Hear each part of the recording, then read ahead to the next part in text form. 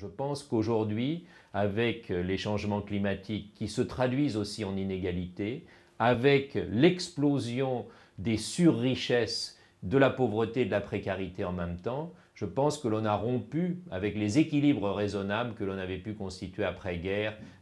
grâce aux compromis issus de la résistance. Donc je crois qu'il faut retrouver un compromis raisonnable entre économie sociale et écologie qu'il faut désormais intégrer. Et il me semble que ceci peut être fait en reprenant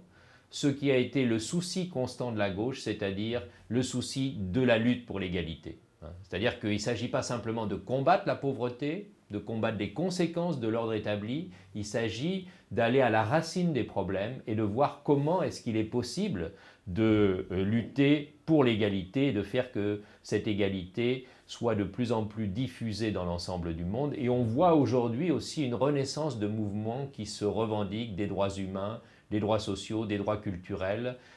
et qui ont une traduction évidemment aussi en termes d'écologie à travers la volonté par exemple de sortir de ce que l'on a pu appeler une culture extractiviste qui épuise la terre et qui en fait n'est pas tenable sur la longue durée.